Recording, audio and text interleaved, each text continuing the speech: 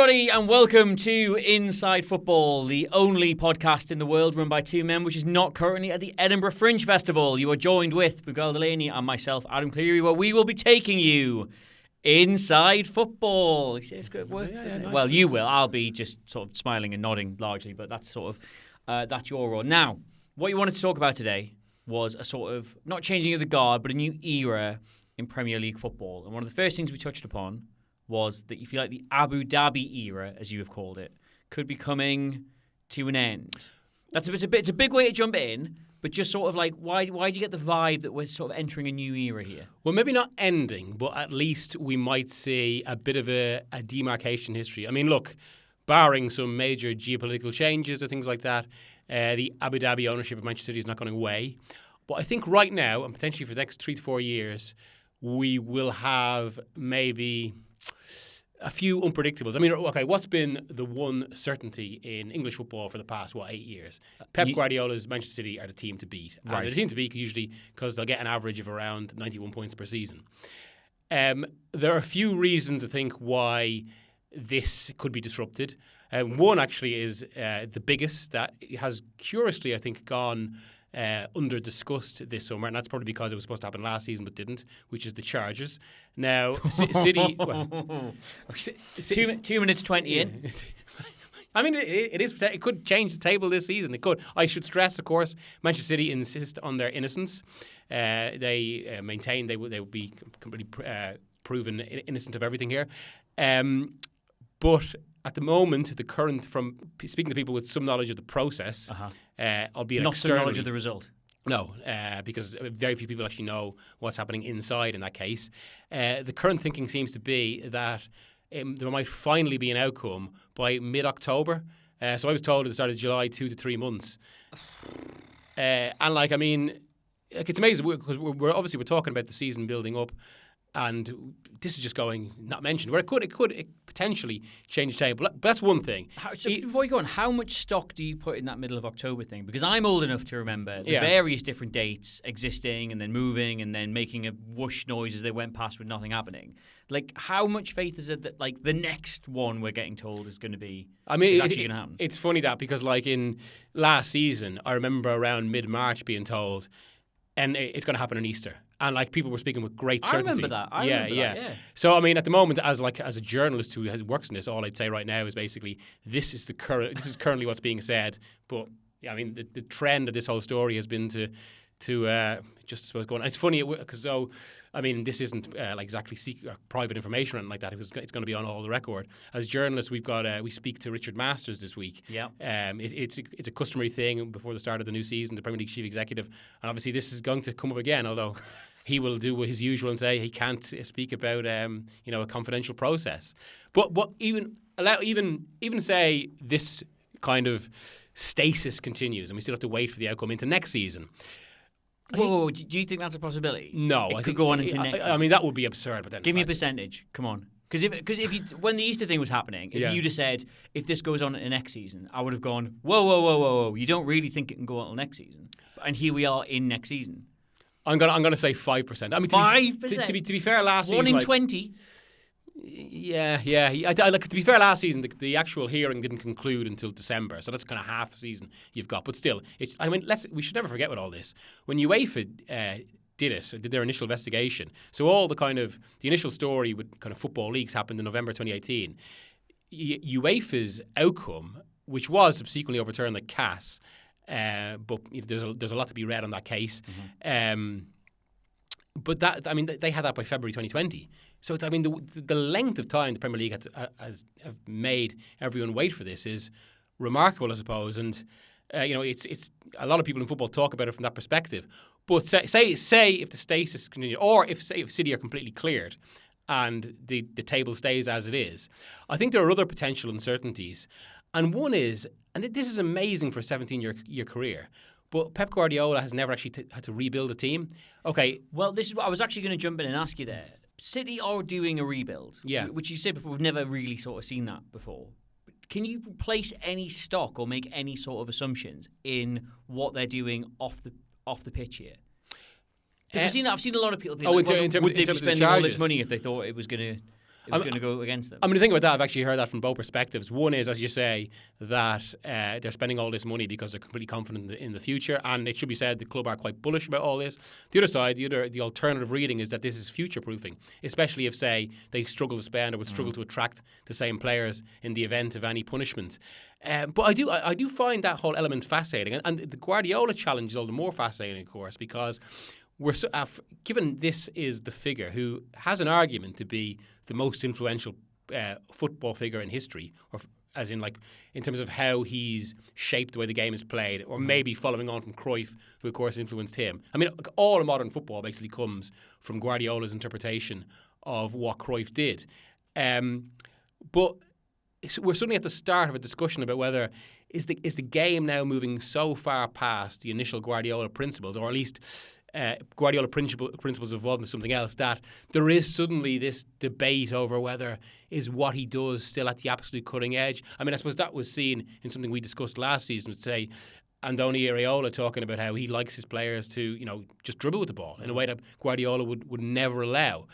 And then, of course, on the third part of that is, of course, City's actual recruitment. I mean, aside from rebuilding a team, which, to be fair, they did do at the start of the Guardiola era, this comes as there's considerable transition in the club. So Begiristain, who's the figure responsible for bringing Guardiola to the club in the first place because he worked with Barcelona, he's in the process of being replaced by Hugo Viana.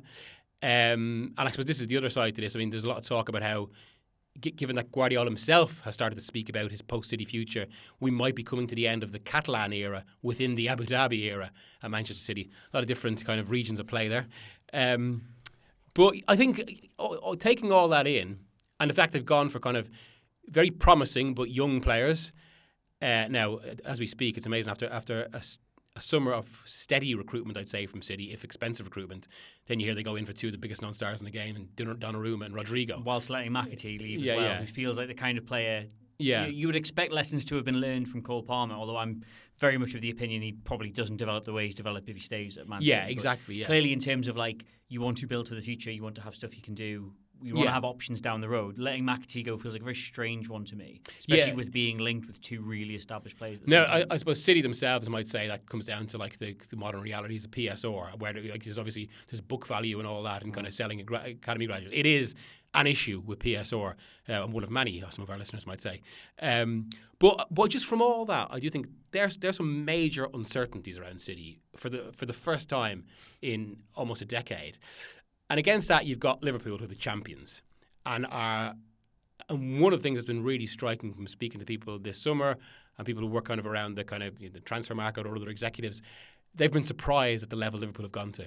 I mean, the phrase that was used to me was they destroyed the market and gone out and got a series of game changers. I mean, what we, again, in the same way we've associated City for the past decade with kind of being this imperious force, we've associated Liverpool with Moneyball and mostly kind of, really sensible, high value sort of sell to buy. Exactly. Wait for one big sale to come along, then rebuild using players who they see value in that others don't. Whereas this someone who's just gone out and bought who's the best in this position, who's available, who's the best in this position, who's available. Exactly. I know that creates a little bit of unpredictability about Liverpool, but as much as anything, unpredictability in play, which might be a good thing. Mm-hmm. And the other side of that, we've got Arsenal, who have... whatever about the debate about whether Arteta is a winner and all this, and Arsenal kind of just destined to be bridesmaids again. I mean, by virtue of the fact they've finished second 3 times in a row, they're close. We know what they're about. We know what they're about. The question is really about kind of those final details, and we pretty much know how they're going to play. I think the question is them sustaining that play in a way they couldn't last season. So for that reason, I do just feel that, and look, again, this might be the sort of clip that's replayed on City fans on social media at the end of the season to add to many. That's what we're going for. I do just think that it feels like Arsenal and Liverpool right now are better set up for a direct title challenge. And what also feels like might be, if City don't get to title challenging level, if Chelsea, it should be stressed as well, don't get title challenging level, what is quite a kind of a battle between two of England's traditional powers. And the first time we've really seen that, given that last season didn't evolve into a proper title race, the first time we've seen that since 1989? I think it's telling that the two sides you've mentioned as sort of being this season sort of 1 and 2, whichever way around that is, aren't the two sides who were at the Club World Cup. Well, because I think realistically right now, all things being even, I would say Chelsea look really strong, look like they've come off a really good developmental year and bought really smartly. City, unpredictable, could be at the level they are. It might take time for other players to bed in. I think Liverpool have gone and bought themselves problems they didn't have last year, necessary to do to grow the squad and to develop the squad. But I think you saw against Crystal Palace, there's a huge imbalance being created there. How long will it take them to sort that out? And Arsenal, their issue was always depth, not the first 11. The players they brought in, I don't expect Gyökeres to be an immediate starter. I don't expect Madueke to be an immediate starter. But when those hard months come, when the results tended to drop for them, will they be the players that come in? So I think under normal circumstances, you've got 4 teams who I think you could separate with a piece of paper. But I think the Club World Cup rules 2 of those teams out straight away. I don't think you can go into a brutally long Premier League season with European football, with cup competitions, and expect to compete with teams that have had a proper rest and you haven't. Yeah, absolutely. And it was something that Tuchel brought up in June. We spoke to him around the England international break there, that he thinks it's going to completely shape this season. And it's another of those things that we won't know the full effect of until kind of we get to those winter months. But I think it's absolutely true. I think it's actually why Spain could be a good bet for the World Cup next year, because Barcelona weren't in the Club World Cup. That's one to come back around to later in the year. But yeah, it's going to be a massive effect. The other thing, I mean, we do have to mention it. It feels odd to mention it in the context of something as trivial as football, given we're talking about something with real world effects and an actual tragedy, the passing of Diego Jota. But again, this is something even the Liverpool squad have to emotionally work through. But equally on the other side, football has to be played, and it feels so incongruous to say. It almost feels like lacking taste to say it, but it is the reality that Liverpool do have to, they're going to have to adapt to that. And I do wonder as well whether I suppose the nature of modern football discourse in that sense and how fast moving it is, if Liverpool do inevitably, you would think, enter at least a bump this season, how much it will be brought up, how much will be talked about, because this is what I do find worth mentioning in a purely football sense here is that this is something we've really never seen in English football before. And again, at this level, it feels wrong to be discussing in football terms because a young man has passed and the family is grieving. But equally, the other side of that is they do have to play, and there's never been anything remotely similar, at least in the modern game. And I was trying to think about comparable examples, and you're really kind of reaching for like the Busby Babes, a totally different tragedy of its own, the effect of Hillsborough in 1989. But yeah, so Liverpool have to. I think it has to be respected. This is a squad going through a grieving process, and again, it just feels so odd to be talking about that in a football sense, but it is there. And illustrating that news cycle, it's almost been one of the kind of strange things about this summer, in that we're at the we're not even at the midway point of August yet. That's the start of the season. It was only the start of July when Jota died. Yet already kind of obviously the entire news cycle, and necessarily so, because this is part of the kind of healing process, the grieving process as well, that you just have to get back to normality.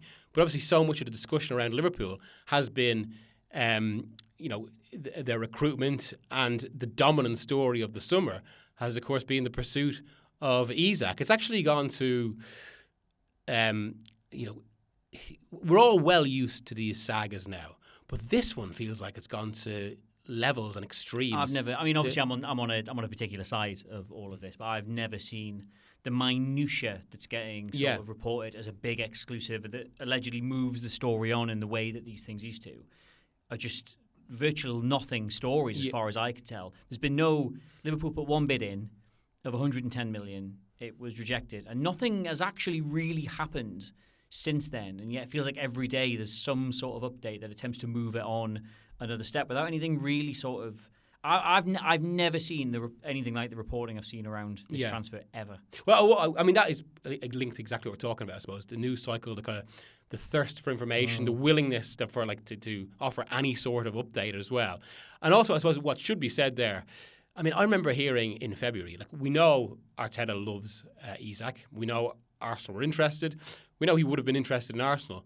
But around February, Arsenal decided they felt that the only way they could get Isak done was if he would agitate for a move, and they did not expect that. They did not expect him to do that. Now, of course, reflecting the element this has gone to extremes. He's gone beyond agitate. He's gone to like kind of, I mean, as someone said to me yesterday, if you compare it, say, to Luis Suarez in 2013, he hasn't even done he's gone past the stage of like doing the tell-all interview about why he went to. He's actually skipped that stage. It's so weird because we've heard nothing from him in all of this. Like, it's very difficult to sort of judge any of the actions that he's done or has allegedly, done, doing the private training, not going on the preseason tour, saying he wouldn't ever play for the club. This has all come through third parties, which is obviously not sort of unusual. But like, as you say, there are direct routes into sort of this agitation. You can hand a transfer request in person. You can do the tell-all interview. You can have an exclusive story out somewhere where it comes directly from you. And we haven't had any of that yet, which I think just makes the whole thing that much easier to get bogged down in your own tribal side of it. Yeah. Like, it's so easy to interpret these actions however you want to interpret them, if you want to. And I at this point, I've got no idea how that gets resolved either way, because it's been weird watching it from a Newcastle perspective and going from like everybody sort of being, well, of course you're going to have to sell him. He's worth that much money. The bid's going to come in. You can't keep him forever. You should be challenging for this, challenging for that. It's very reasonable. Even the agitation side of it, we understand it. To sort of, then you start seeing the neutral perspective turn to like, I'm not sure I'd want to play like that playing for my club. I'm not really sure that's the way to go about it. And even in amongst all of that, I'm still not really sure what he has or hasn't done, what he said or hasn't said, how he feels or how he doesn't feel. It is the most bizarre story I think I've ever seen in terms of how it's been reported. And one that, of course, could have a massive influence in the season itself. I mean, you would think if Liverpool get him, it's another game changer, maybe takes them a level beyond Arsenal, although we can get into the tactics as you have, of course. But I suppose, as regards where it's going to go next, there's really kind of two blunt realities here. One is the element that's always said in situations like this, and why agitation works, is ultimately that clubs don't like to have a player who actively wants to go away. You start to get into other issues about having, resale value going down. Now, obviously, Newcastle, due to the ownership, have maybe different parameters there due to, compared to other clubs. But that's usually what leads to a sale. Yet, on the other side of that, and it was related to Newcastle's ownership and the kind of ambition of the club, why would they sell if they can't get in, adequate alternatives? I mean, that's what it really comes down to. And of course, there is, for all I'm talking here about how these situations usually end with sales. I mean, we've actually got an example to the contrary that we've already mentioned from the other club involved. In 2013, Liverpool didn't sell Suarez. Suarez had his best ever season for him immediately afterwards, It's really, really odd. I mean, the thing that bends my brain significantly is that Newcastle did have an adequate replacement virtually in the door in Hugo Ekitike, who then Liverpool decided, no, actually, we want him. And then, obviously, because it's a greater appeal, greater salary, whatever it was they came in, pulled their levers, and it wasn't, you'd obviously go to Liverpool in that situation. And then that's when the agitation began, when almost the groundwork was perfect, if that's what all the parties involved wanted to do. If Liverpool wanted to bring him in, if Isak wanted to go, then it seemed like, well, that was going to work out fine. You just bring Ekitike in, then you can quite happily let Isak leave. And it was only when that happened did all of a sudden this kick off into different levels where, he's not going to play, he doesn't want to train, he's not going to go on the preseason tour.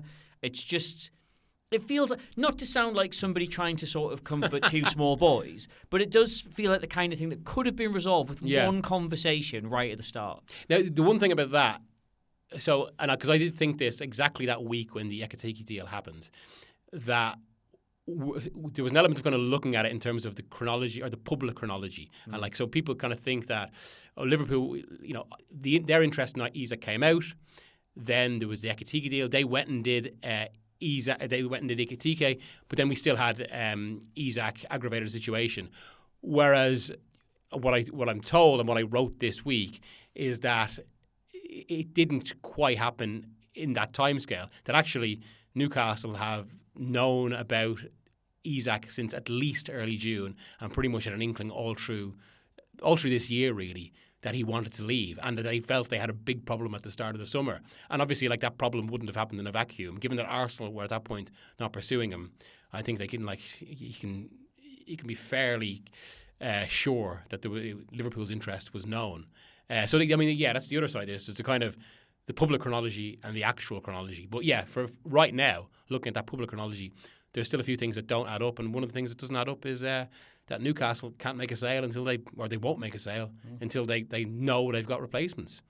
Putting that aside, going back to sort of where you think the sort of power dynamic lies, this is a very good example, I think, of one of the established Big Six clubs really sort of throwing their weight around this summer in a way that perhaps they haven't been for the last couple of years. Like Liverpool, like you say, they've completely thrown away their traditional transfer model about how the club operates and all this, and they've just gone and bought the best players available regardless of cost. Isak potentially being another one. City have obviously gone and spent a lot of money. Man United have obviously gone and spent a lot of money. There's talk today that Tottenham are going to go in for Eze, for example, after trying to get Morgan Gibbs-White. Those are real big names that we haven't really seen Tottenham, for example, going for before that. Do you think this is sort of like the Big Six are back? Is that what this is? A little bit. Maybe a staggered Big Six, but yes. Because look, what we discussed this at the end of last season. What was one of the main characteristics of the 24-25 season? Well, it was that a lot of the Premier League's best players, a lot of the players who appeared in kind of teams of the year, they're playing for like the quote unquote middle class of clubs, or at least the clubs without that maybe traditional wealth.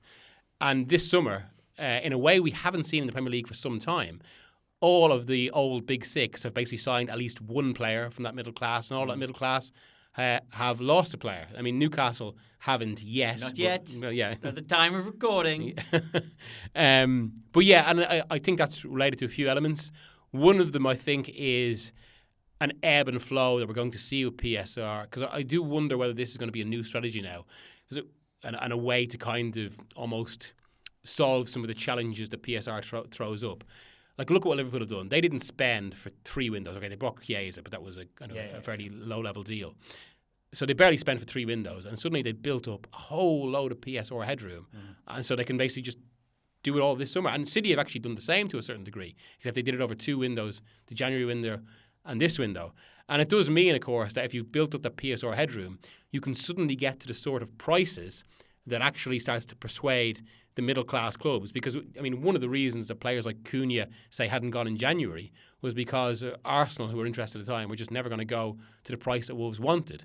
But now, if you're in a summer where you have so much more money available, like within your PSR constraints, well then, yeah, obviously clubs are going to talk. So I wonder now whether we're going to see a bit of an ebb and flow in that sense. And clubs like Liverpool, like City, like Man United maybe, they'll do a lot of business in one window, stay relatively set for 2 years, and then build again, rather than necessarily the flurry every year. Chelsea, of course, will keep that flurry going, I think, all the time. Yeah, I think the other side to look at that is obviously they've sold quite well. I think, Liverpool have almost essentially paid what they want for Alexander Isak by selling Darwin Núñez and by selling Diaz. I think a problem fans of other clubs tend to have, though, is that sort of like they've got those assets on their books, which sort of date back to a spending power that came about before these rules sort of came in.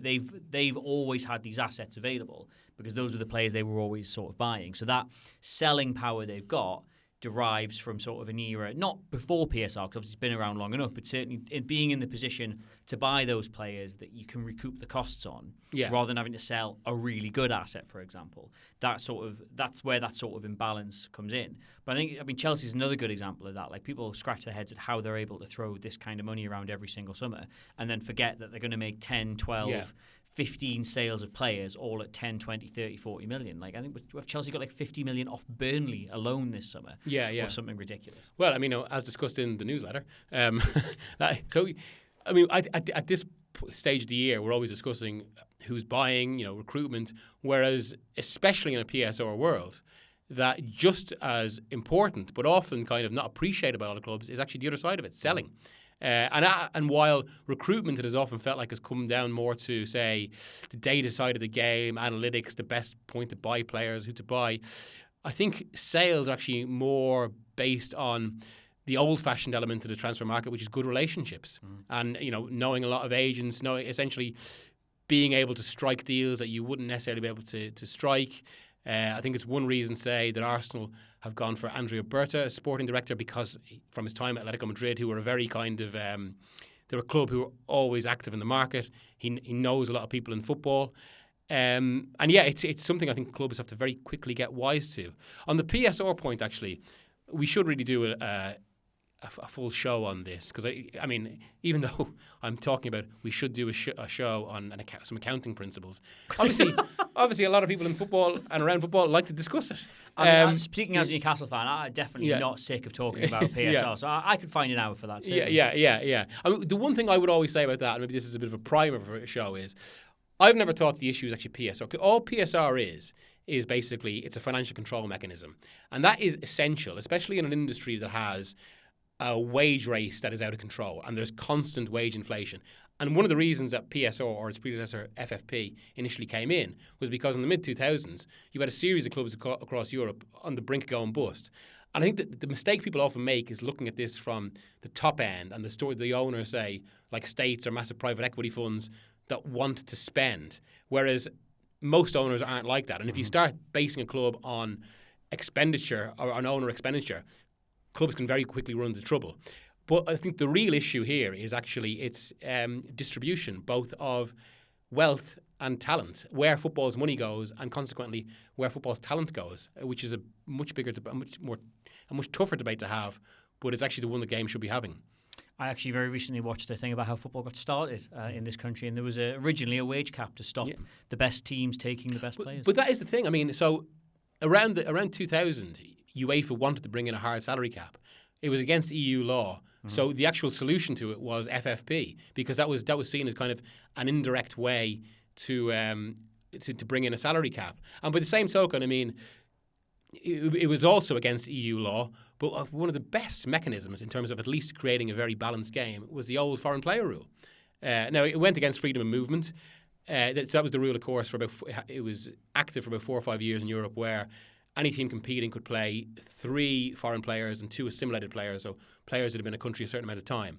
So you can't recreate that due to the rules about freedom of movement. But you can't, a little bit like FFP, you can recreate it from the other direction, which is essentially that you have to have a certain amount of homegrown players in your team. And what that does at the source is, then, like a Manchester City or Manchester United, there's no point in them buying as many players because they can't use them. And if that effect spreads from one club to that club to that club, or spreads around the game, suddenly there's a much better spread of talent. But anyway, that was what the 25-man squad was supposed to do originally, wasn't it? And then everybody sort of managed to find a clever enough. I mean, but it's the same debate, I suppose, the kind of wage inflation.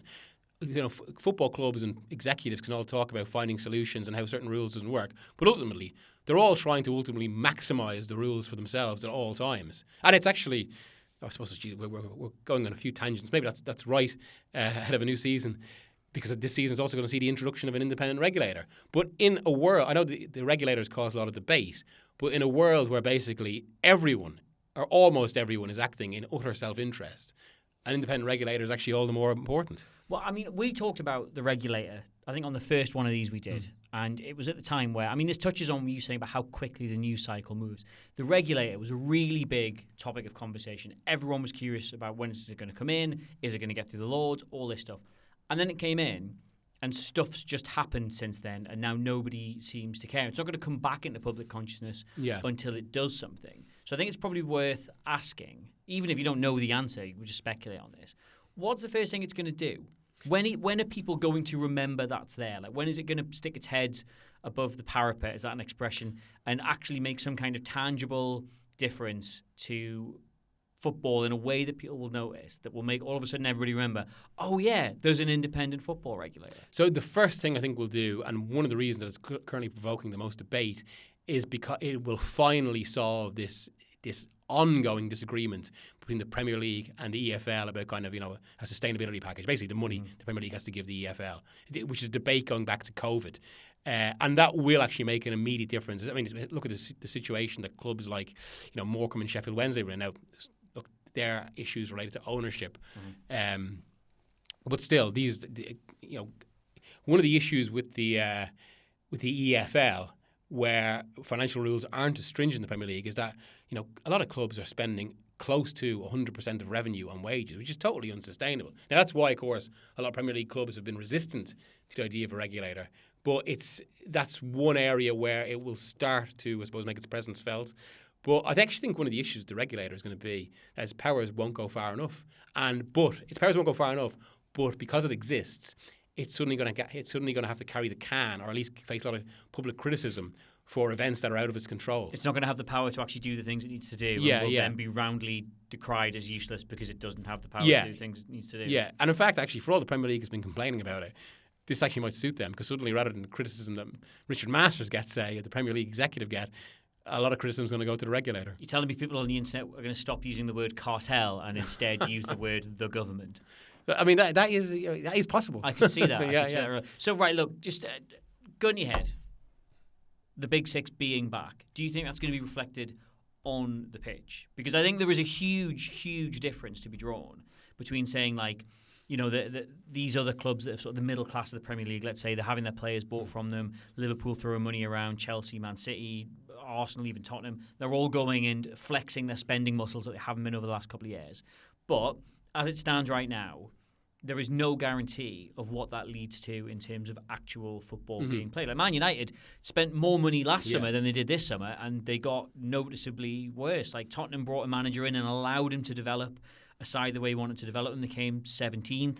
Chelsea are spending huge sums of money every single year, and this could potentially be the fourth year where they've looked great for a spell and then have just disintegrated out of nowhere. There's still questions over Man City, like Rodri's injured. Yeah. Liverpool, as I've said before, I think have gone and bought some of the most exciting players in the world, but there's going to be a while where that creates huge problems in terms of, well, how do you make that work? And by the time they get that together, who knows where they'll be in the league. And Arsenal, you know, like we said, you know, always the bridesmaids. I don't think you get 3 chances with the same squad at trying to win the Premier League, let alone 4 goals. Yeah. So in terms of, like, yes, they've spent all this money. Yes, they've asserted their dominance. Yes, it certainly feels, if you've just watched the summer, that there is a established Big Six in a hierarchy. Like, regardless, we're going to go into this season, Palace, Forest, Villa and Newcastle all in Europe. Yeah. And despite some other stuff going on around them, they probably all describe themselves as still upwardly mobile. Yeah. Is it going to translate? I mean, the thing is, you point to, like, the point is key in the sense that for all the issues around Newcastle, say, they've still got a good team there. And like I said, this, if you took this somewhere on its own basic terms, it actually wouldn't seem that bad. Obviously, of course, the pursuit of players, Isak has changed the mood. But actually, there's still a good team that works very well under this manager and can cause a lot of problems. Maybe the issue might be, of course, marrying domestic football with European football again. And this is, I mean, even Villa found that last season. But again, Villa also, very good side and their manager works well. And say into that, so you to come back, I suppose, to that little kind of device used at the top of the podcast, you've got certainties around Newcastle and Villa, whereas with Manchester United, there's a whole lot of uncertainties. I think United will be better. I think they could finish top 5 and get into the Champions League that way because we expect England to have the extra place. I would have said that last year, though. I would have said they absolutely could go and finish in the top. I mean, they did finish in the top 5 the year prior to that. So any sort of drop-off, you're talking like 7th, 8th, 9th, not where they finished.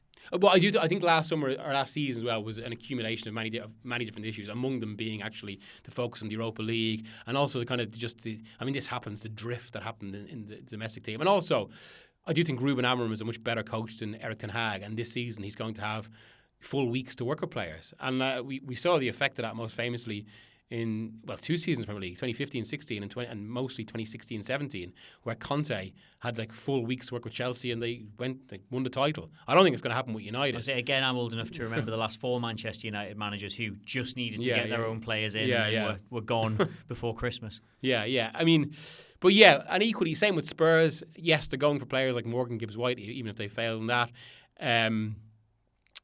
But I think Thomas Frank is a brilliant appointment. Well, this is another thing, by the way. I think Frank's a fantastic manager. I would also say Glasner, Iriola are arguably better than some of the managers who are in the top 6. Yeah. So I think, you're looking at sort of like the rest of that division. I don't know how easy it is just to spend money and lock down that top 6 again. Like, I would imagine those 6 teams are scattered anywhere from 1st to 10th. Yeah, I'd agree. I think like right now, if I'm asked to pick top 5, I'd probably go maybe in order: Arsenal, Liverpool, Manchester City, Chelsea, Manchester United. Arsenal win the league? I've been wavering that all week. I think yes, I'm going to say it. Anyway, this is the bit that's getting clipped. Never mind that bit before. Yeah, I think.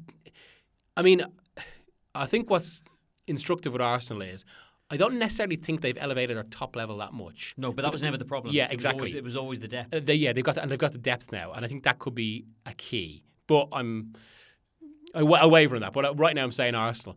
But I think from that 5 I've just picked and the way I expect them to go, Manchester City, Chelsea, then Manchester United, I think there'll probably be at least one disruptor in there. I mean, because that's the lesson of the Premier League now. And of course, we've got all sorts of other factors now. As we've said, the effect of the Club World Cup, a second season of a very disruptive Champions League. Where, and this is the thing, when the Champions League first expanded to this level in 99-2000, it actually took 2 years to see the full effect of that, which was for about 7 years, both in international football and club football. You had this era of surprising results from Greece winning the Euro 2004 to even a very moderate Liverpool winning 2005 Champions League.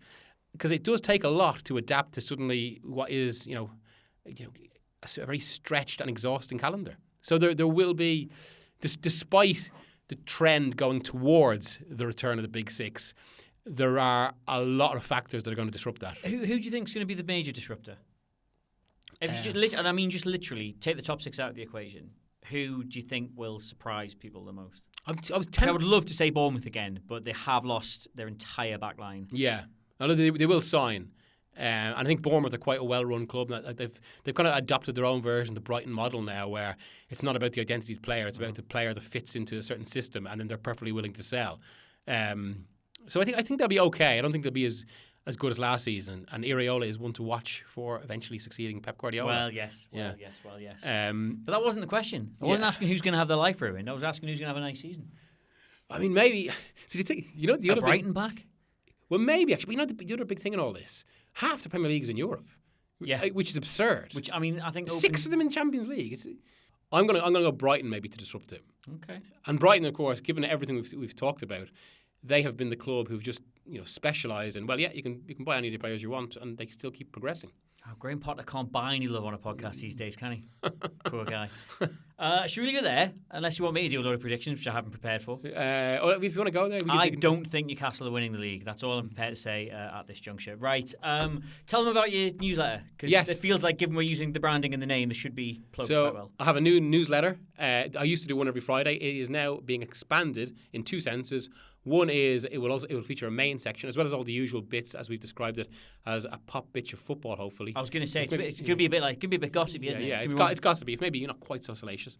But also there's going to be a proper read heading the podcast. That's on a Friday where we'll kind of discuss a big theme of the week with a lot of insider information and detail. And then Monday's newsletter will be essentially a column on the major issues of the weekend, also with little bits and pieces of gossip that elevated that weekend as well. Now, I know contractually I would have to say this anyway, so I appreciate if it doesn't carry that much weight. But I've read the first one. I really enjoyed it. I thought it was really good. And I will say, you're a great gossip to have around. You know so much more than everybody else, and you don't mind telling people. So yes, if you are deprived of something in your... It goes to the emails, isn't it? Like an email, yeah. If you're deprived of something in your inbox, I would highly recommend getting Inside Football. We'll put it on the YouTube. Yeah, there'll be a link. There'll be ways and means for you to do the things. And also... I mean, since we're doing it, you can get me on ACFC, which is the Independent Studios tactic channel, which I do in the room next door, not this one. Where can they get you on social media, Miguel? You can get me on X on my name, Miguel Delaney, all at one, Instagram the same, and also now Blue Sky. It's good and it's nice. Yeah, nobody's there, but it is incredibly nice, very gentle. You can get me on the same because it's incredibly embarrassing to have to put underscores or numbers in your names, in my opinion, and we're both well above having to do that. But for now, thank you very much for joining us on the first episode of Inside Football. We'll see you next time, which will be some point in the future. Goodbye.